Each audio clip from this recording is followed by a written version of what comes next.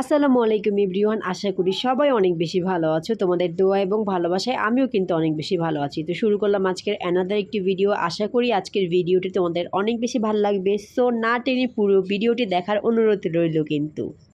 তো সেদিন আমি আর আমার ফ্রেন্ড না, ও আমার বোনই। তো আমি আর আমার বোন চলে গিয়েছিলাম খিলগাঁওয়ে একটু স্ট্রিট ফুড খেতে। কারণ শীত চলে আসছে আর স্ট্রিট ফুড যদি না খাই তাহলে কি হয় বলো? অনেক তো রেস্টুরেন্টে খাওয়া দাওয়া হলো, এখন একটু স্ট্রিট ফুড তো খেতেই হবে। খিলগাঁও তালতলার এই সাইডটাকে খিলগাঁও মানে স্ট্রিট ফুডের একটা রাজ্য বলা চলে, তাই না? এটা তোমরা অ্যাজ ইউজুয়াল যারা এদিকে থাকো সবাই জানো। তো যাই হোক, যারা জানো না, যাদের বাসা দূরে, তারাও কিন্তু একবার এসে এখানের স্ট্রিট ফুডগুলো টেস্ট করে দেখতে পারো। মানে অনেক বেশি মজা আর অনেক বেশি এনজয় করতে পারবা। তো যাই হোক, আমরা এখানে খাবারের জন্য অনেক বেশি ওয়েট করতেছিলাম। আর আমার ছেলে এখানে খুব বেশি বিরক্ত, কারণ ওর ঘুম চলে আসছে। ও নানুর বাসায় গেলে মানে এত বেশি আনন্দে থাকে, খুশিতে থাকে, মনে হয় যেন ওর জীবনে ঈদ চলতেছে। মানে কিছুই তাকে বলতে পারি না, কিছুই তাকে করতে পারি না। তো যাই হোক না কেন, এটাও অনেক বেশি আনন্দের। যদিও আমি নানার ভালোবাসা তেমনভাবে পাইনি, তেমনভাবে কি পাইনি। তো আমি সবসময় দোয়া করি যে আমার ছেলে যেন তার নানা, নানি, দাদা, দাদির ভালোবাসা সবসময় পায়। কারণ তারা ব্লেসিং, তাই না?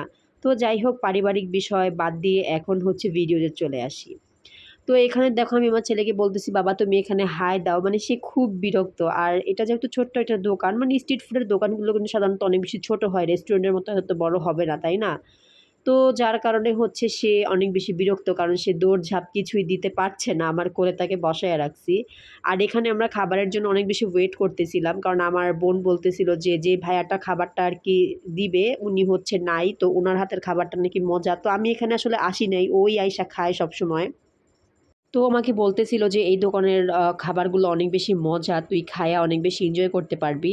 তো সে আমাকে বলতেছিল যে আজকে তুই খাওয়াবি, তুই ট্রিট দিবি। তো আমি বলছি যে আচ্ছা ঠিক আছে। তো শেষে কিন্তু সেও দিছে। তো যাই হোক না কেন, পরে এখানে আমরা ওয়েট করতেছি আর আমার বোন সাইডে বসছে। ও বলতেছে যে দেখি ভাইয়াটা ভালো করে খাবার বানাচ্ছে কিনা, নাকি ফাঁকি দিচ্ছে।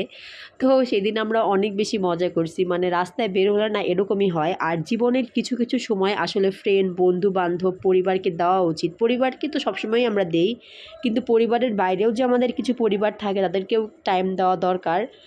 তো আমার জীবনে আসলে তেমন কোনো বন্ধু নাই, ও ছাড়া আমার জীবনে এখন তেমন কোনোই বন্ধু নাই। তো যাই হোক, এই তো আমাদের খাবার চলে আসছে। আমরা মোমো নিছিলাম। মোমোটা অ্যাজ ইউজুয়াল বেশি ভালোও ছিল না, বেশি খারাপও ছিল না। মানে মোটামুটি চলে আরকি। বাট ভালো ছিল। তো তারপরে এই তো আমরা একটা কোল্ড কফি নিয়ে নিছি। আর কোল্ড কফিটা অনেক বেশি মজা ছিল, ভালোই লাগতেছিল। তো আমার ফ্রেন্ড বলতেছে যে বেশি করে আইস দিয়ে নিছি। তা আমি বলছি তুই খাবি এটা, আইস দিয়ে আমি খাবো না এই ঠান্ডার সিজনে।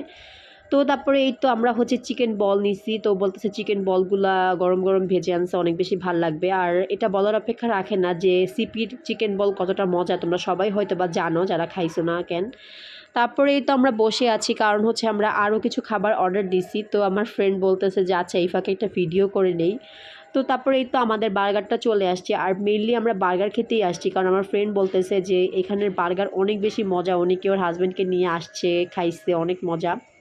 তো তারপরে তো খাওয়া দাওয়া করে আমরা চলে আসছি পাশের একটা দোকানে। তো এখানে আমরা এই তো দই ফুচকা নিচ্ছি। তো এই তো আজকের ছোট্টখাটো ভিডিও। থ্যাংকস ফর ওয়াচিং, সবাই ভালো থাকবা।